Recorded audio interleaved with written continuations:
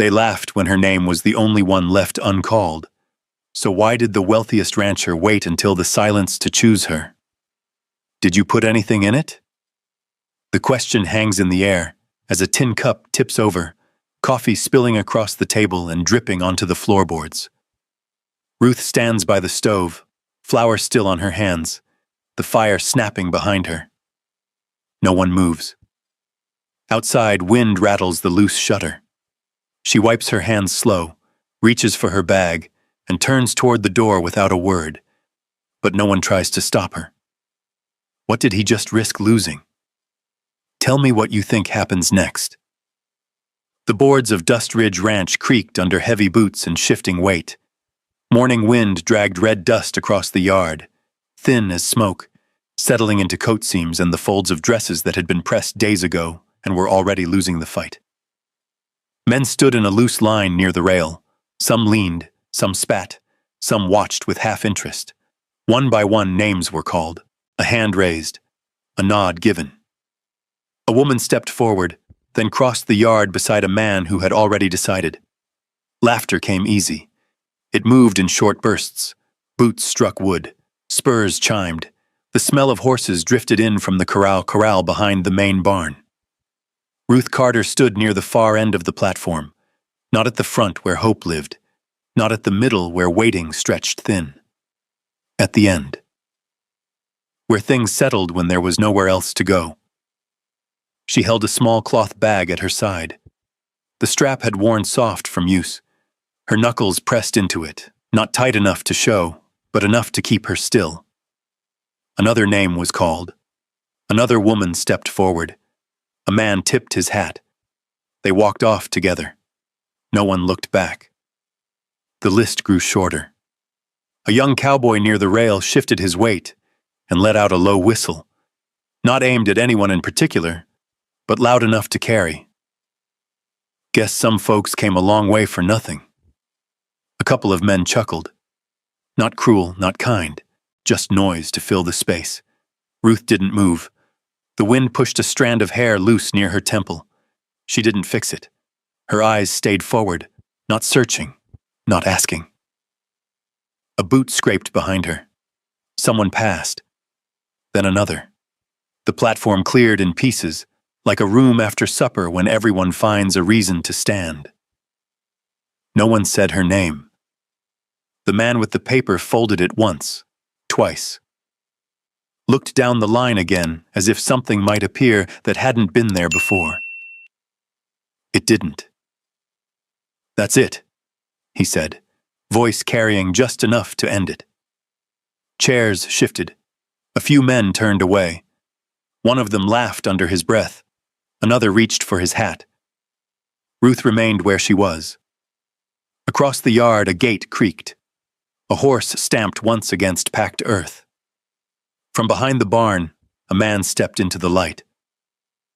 Graham Cole didn't hurry. He walked the length of the fence, one hand resting briefly on the top rail as he passed. Dust clung to his sleeves. His boots were worn but clean. He had the look of someone who had already done the morning's work before most men had found their coffee. A few heads turned. Conversation thinned. He stopped at the edge of the platform, not climbing it. Just stood there, eyes moving once across the empty space, then settling. On her. Ruth met the look. Not long, not short. Enough. Nothing in her face asked for anything. The wind picked up again, pushing dust between them. It softened the edges of everything, the boards, the men, the sky beyond the ridge. Someone cleared his throat. Another shifted, waiting for the moment to pass. It didn't. Graham lifted his chin slightly, as if confirming something only he had seen. Then he spoke. She comes with me.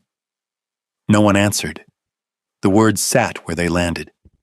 The man with the folded paper blinked once, then nodded like it made sense after all. A few men glanced at each other, then away. No one laughed this time. Ruth didn't thank him. She bent, picked up her bag, and stepped down from the platform. The wood gave a small groan under her weight, then stilled. She walked past the men without slowing, past the rail, past the place where she had been standing a moment ago and had not been chosen.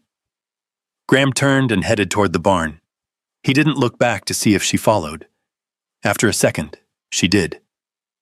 Their steps fell out of rhythm at first, then found something close enough to keep moving. Behind them, the yard filled again with low voices, chairs scraping, the ordinary sounds of a morning that had already decided how it would be remembered. Ahead, the barn doors stood open. Light cut across the floor in long strips. A horse shifted inside, the leather of a saddle creaking as it moved. Ruth stepped into the shadow first, then into the light beyond it. She didn't look back. The dust settled where she had been standing, and no one called her name. The road to Blackstone Ranch cut through low hills and dry grass that whispered against itself in the wind. Wagon ruts had hardened into grooves, and Graham's horse followed them without needing a hand on the reins. Ruth walked beside, a half step behind, her bag resting against her hip with each stride. Neither of them spoke. By the time the main house came into view, the sun had climbed high enough to flatten the land in pale gold. Blackstone stretched wide across the valley. Fences ran long and straight. A water tower stood near the far corral. Smoke lifted from the main chimney in a thin gray line. Men were already at work. A hammer struck wood somewhere near the barn. A gate slammed. A dog barked once, then stopped. When they reached the yard, a few heads turned. Not openly. Just enough. Graham dismounted, looped the reins over the hitch rail, and stepped toward the house. He didn't gesture, didn't explain. Just moved like he expected things to follow their course. Ruth stepped up onto the porch behind him. The boards were smoother here, worn down by years of boots and weather. The door opened before they reached it. Harlan Pike filled the doorway. He had the look of a man who had been standing there long enough to know what was coming and not like it. His shirt sleeves were rolled tight, suspenders stretched across his chest, beard trimmed short but uneven at the jaw. His eyes went from Graham to Ruth and back again. "That's so?" he said, voice low, like he was asking the wood instead of the man. Graham stepped past him into the house. "Kitchen's been short," he said. "That's fixed." Harlan didn't move right away. Then he stepped aside, slow, giving just enough room. Ruth walked through. Inside, the air held the smell of coffee gone cold and something burnt at the edges. A long table sat near the window. Tin cups lined one end. A ledger lay open with a pencil set across it. Harlan shut the door behind them. The sound carried. "There's a room off the back," he said, not looking at her. "Small. It'll do." Ruth nodded once. He led her down a narrow hall where the floor dipped slightly in the middle. The room he opened had a single bed, a chair with one uneven leg, and a window that faced the fence line. Dust had settled on the sill in a thin layer. "No lock," he added, like it mattered. Ruth set her bag on the chair. The leg wobbled, then steadied. Harlan stood there a moment longer, then turned away. "The stove's yours," he called back over his shoulder. 5 o'clock comes early here." The kitchen sat apart from the main room, built on like an afterthought. The door hung a little crooked. Inside, blackened pans stacked near the wall, and a stove that had seen too many seasons without being cleaned proper. Ruth tied her sleeves back without a word. She filled a basin from the pump out back. The handle groaned with each pull, water coming up cold and clear, splashing against the wood. She carried it in, set it down, and began. Cloth against metal, slow at first, then steady. Outside, boots crossed the yard. Voices passed by the open window. Laughter came and went, not aimed at anything she could answer. She scrubbed the stovetop until the black gave way in places to dull gray. She stacked the pans by size, set the spoons together, cleared a corner of the table with the edge of her hand, pushing dust into a line before wiping it away. By late afternoon, the room had shape again. Not new, but held. Graham passed the window once, leading a horse. He didn't stop, but his eyes moved in, just for a second. Took in the table, the stove, the way her hands worked without pause. Then he kept walking. Supper came without announcement. Men filed in, chairs dragging loud across the floor. They sat where they always had. No one asked where to go. Ruth brought the pot from the stove. Steam rose up, carrying the smell of beans and salt pork. Simple. Enough. She set bowls one by one. A man at the end of the table dipped his spoon, tasted, and paused. Not long. Just enough to notice. Then he ate again. No one said anything. The sound of spoons against tin filled the room. Halfway through, a hand knocked a cup sideways. Coffee spread across the table, dripping to the floor. The man who did it didn't look up, just reached for another cup like nothing had happened. Ruth stepped forward, took a cloth, and wiped it clean. No hurry, no glance. The chair legs scraped again as someone shifted. When the meal ended, a few men lingered. Most left quick, boots thudding back out into the yard. Ruth gathered the bowls, stacked them by the basin, and began again. Water, cloth, metal. The rhythm settled in. Later, when the light thinned and the wind cooled, a sharp sound cut through the quiet from the corral. A horse kicked hard against the rail. Once, then again. Ruth stepped out the back door. The air carried the smell of hay and leather. The horse stood near the far post, one leg lifted wrong, head tossing. Two men stood a distance off, watching.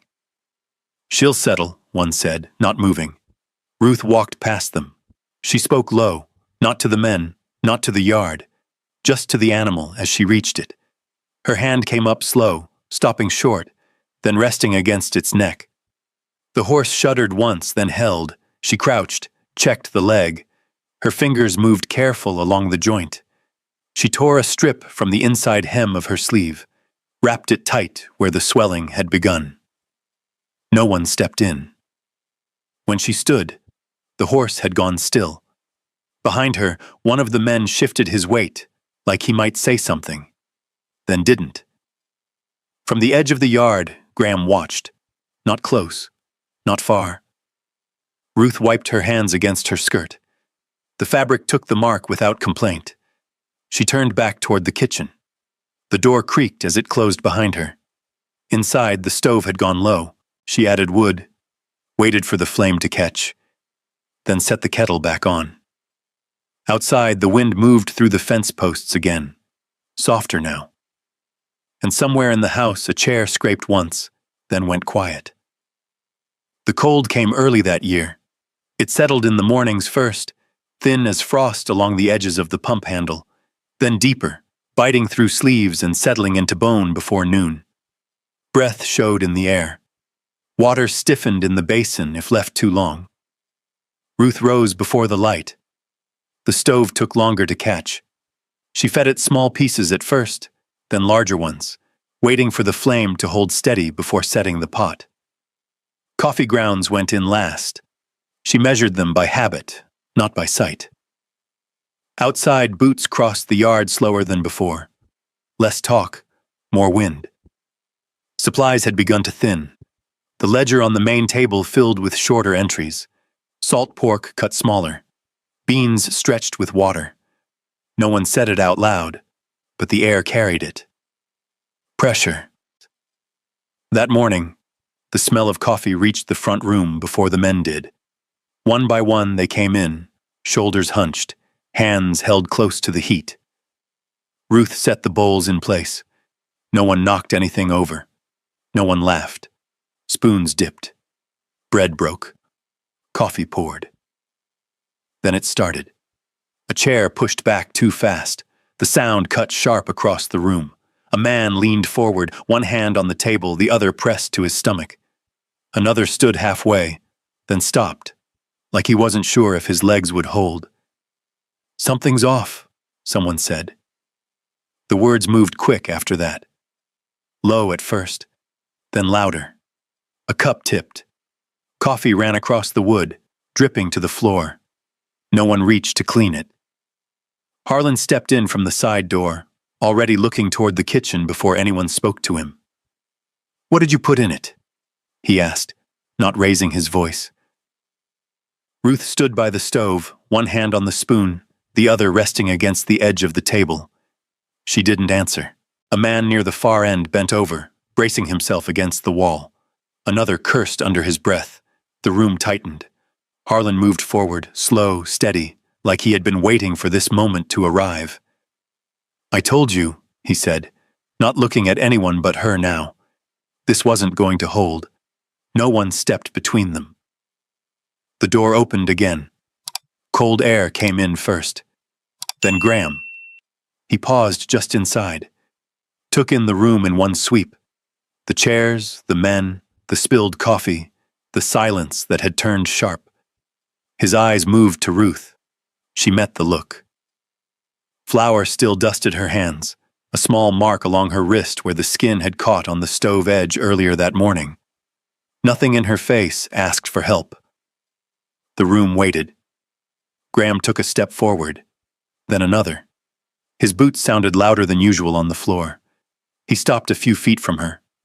For a moment, it seemed like he might say something else. He didn't. "Did you put anything in it?" The words landed flat. Not loud, not harsh, but they stayed. No one spoke after that. Ruth didn't move right away. The stove cracked once behind her, the fire shifting under the iron. She looked at him, not long, not searching, just enough to hold the space where the question had been placed. Then she turned, set the spoon down, reached for the cloth hanging by the basin, and wiped her hands clean. Slow, careful, as if the motion mattered more than anything else in the room. She crossed to the back, stepped into her small room, and lifted her bag from the chair. The leg wobbled once, then steadied. When she came back through, no one stopped her. Harlan watched. Didn't smile. Didn't speak. Graham didn't move. Ruth passed him without brushing his sleeve. The door opened. The wind came in again, colder now. She stepped out onto the porch. The boards held under her weight, the same as they had the day before. The yard stretched wide in front of her. Fences, barn, the line of hills beyond. She walked, across the yard, past the pump, past the place where the horse had stood. No one called after her. Behind her, the door closed. Inside, the stove fire burned steady. Outside, her footprints marked the frost for a few steps, then faded where the ground turned dry again. At the edge of the road, she didn't stop, didn't look back. The wind took the dust and carried it low across the ground, smoothing the path behind her until it was like she had never stood there at all. By nightfall, the kitchen at Blackstone Ranch had gone cold. The stove still held heat, but no one fed it. A pot sat where it had been left. The surface hardened at the edges. Cups lined the table, some empty, some not, none touched. Men came in and out without settling. Boots paused at the doorway, then moved on. The room felt smaller without anyone saying so. Graham stood near the window longer than usual that evening. The glass had a thin line of frost along the bottom. He wiped it once with his thumb, then stopped. Outside, the yard looked the same. Fence, barn, pump. No movement where there should have been. Harlan stepped in behind him, closing the door with his heel. "Food's bad," he said. "Whole batch. Could have been worse." Graham didn't turn. Harlan waited a second, then moved to the table, picked up a spoon, set it back down. "Storage has been off," he added. "Meat came in wrong last week." "I said as much." Graham's hand rested against the window frame. "Still." "You said it after," he replied. Harlan let out a short breath. "Doesn't change the fact." Silence sat between them. Graham turned then, slow. His eyes moved over the table, the pot, the empty doorway to the kitchen beyond. "Where's the ledger from the last delivery?" he asked. Harlan hesitated. "Just a flicker." "In the office," he said. Graham crossed the room without hurry, opened the ledger where it lay, pages marked with thumbprints and small notes along the margins. He flipped back 3 days, then 4. Stopped, ran his finger once along the line where the entry had been scratched out and rewritten. The date didn't match the mark on the crate still sitting out back. He closed the book. The sound carried. Harlan shifted his weight. "You looking to blame someone? You'll find it anywhere you want." Graham stepped past him. "Pack your things," he said. Harlan laughed once like it didn't land. Then he saw it did. "You're letting her walk," he said, voice tightening now. "Over a guess." Graham didn't answer. Harlan's jaw worked. He looked toward the door, then back again. "Fine," he said. "Your ranch." He grabbed his coat from the peg and pushed out into the night. The door hit the frame harder than it needed to. Graham stayed where he was a moment longer. Then he moved, out the door, across the yard, past the pump. The road lay open under the thin light of a rising moon. He saddled without calling for help. The leather creaked under his hands, familiar, steady. He checked the cinch twice, then swung up. No one stopped him. By morning, he was already past the ridge. The Wyoming Trail ran long and narrow, cutting through open land where the wind had room to move. Small towns sat along it like markers. 2 buildings, maybe 3. A well, a hitch rail. He stopped where he had to, asked little, listened more. "A woman came through," he'd say. Most shrugged. One pointed west. "Small bag," the man added. "Didn't stay." Graham nodded once and moved on. Days passed in that same rhythm. Dust, road, questions. At a place just past a bend in the creek, he found it. Not much more than a lean-to built against a larger wall. A sign hung crooked above the door. Paint worn thin, letters barely holding. Inside, the air smelled of grease and coffee. A few tables, 2 men at the far end, a stove near the back. Ruth stood behind it. Her sleeves were rolled, hair tied back, hands moving the same way they had in his kitchen. Slow, sure, like nothing had changed. She didn't look up right away. He stepped in. The door closed behind him with a soft thud. One of the men glanced over, then back to his plate. Ruth set a cup down, poured coffee, wiped the edge with a cloth. Then she looked, not surprised, just aware. Graham took a step forward, then stopped near the counter. "I asked the wrong question," he said. "No build to it, no explanation." The words stayed where they landed. Ruth held his gaze a moment, then reached for another cup, set it down, poured. She slid it across the counter, not close enough to touch. Graham looked at it, then back at her. Steam rose between them, thin and steady. Outside, a wagon rolled past. The wheels ground against dirt. A horse snorted. Inside, no one spoke. Ruth turned back to the stove, lifted the lid on the pot, stirred once, set it back. Graham didn't move. The cup sat between them, cooling. Time stretched. He didn't reach for it. Didn't say anything more. After a while, he stepped back. The floorboard under his boot gave a small sound. Ruth didn't look up. He turned toward the door. Stopped once, like he might say something else. Didn't. Then he walked out into the light. The bell above the door gave a soft ring as it closed behind him. Inside, the coffee went still.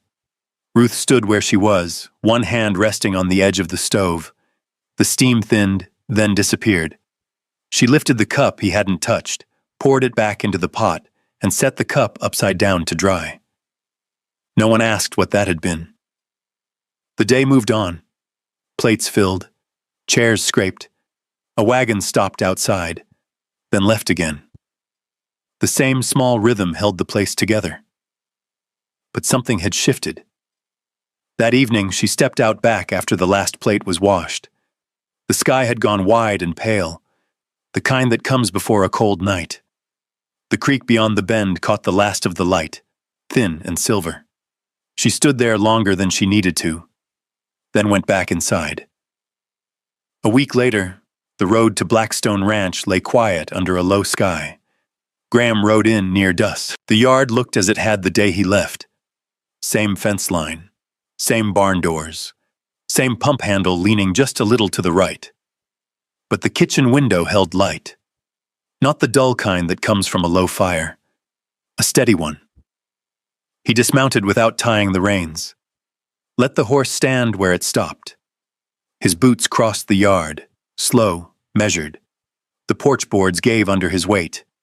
He opened the door. Inside, the table was set. Not full, not empty. Enough.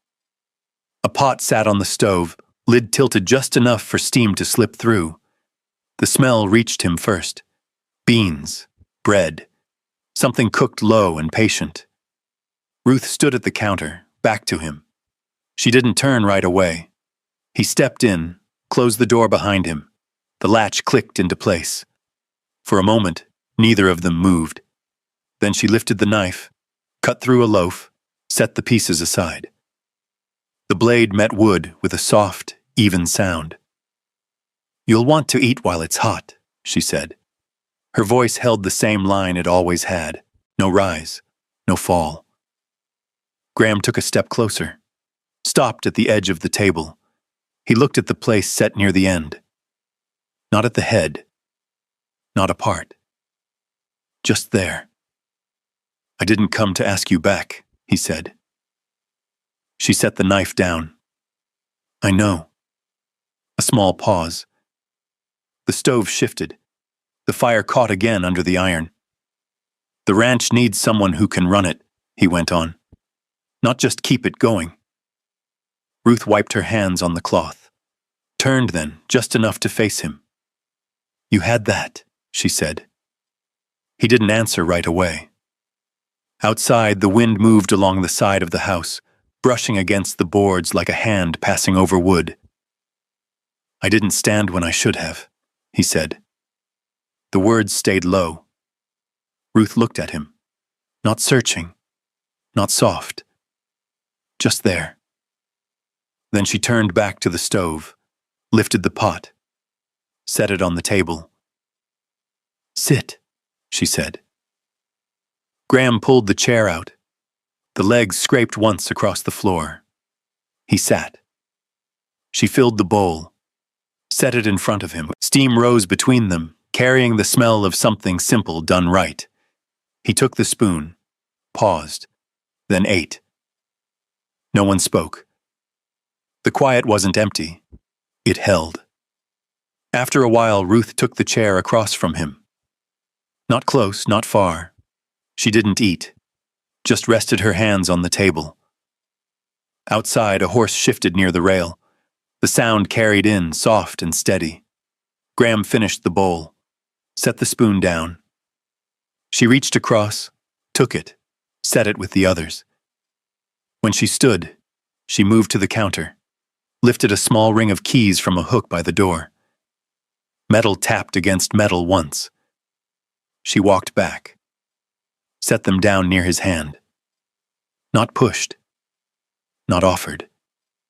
Placed. Graham looked at them. Then at her. "They're yours," he said. Ruth pulled out the chair at the end of the table, sat, folded her hands in her lap. "They were always going to be," she replied. No smile, no edge, just truth. The light from the window had gone softer now, the last of the day slipping behind the ridge, leaving the room in a low gold that held to the edges of things. Graham didn't reach for the keys. Not yet. He stayed where he was. Across from him, Ruth leaned back slightly in the chair, as if settling into a place that didn't need to be claimed out loud. No one said anything else. The stove burned steady. The table held. Outside, the wind moved across the land, carrying the last of the cold with it. Inside, neither of them left, and this time neither of them had to be asked to stay. If you stood there in that quiet room, you might not notice it at first. No grand words, no promises spoken out loud. Just a table, a fire, and two people who had learned the hard way what it means to lose something before you understand its worth. Maybe you've been there too. Maybe you've been the one who walked away without looking back, because staying would have meant standing where you weren't truly seen. Or maybe you've been the one left behind, holding on to a moment you wish you could take back, knowing silence can cost more than any mistake. What held them there wasn't luck. It wasn't timing. It was the quiet decision to stop pretending, to show up differently, to stand, even when it would have been easier to stay still. Sometimes love doesn't come in loud declarations. Sometimes it's a chair pulled out, a meal shared, a choice to remain when no one's asking you to.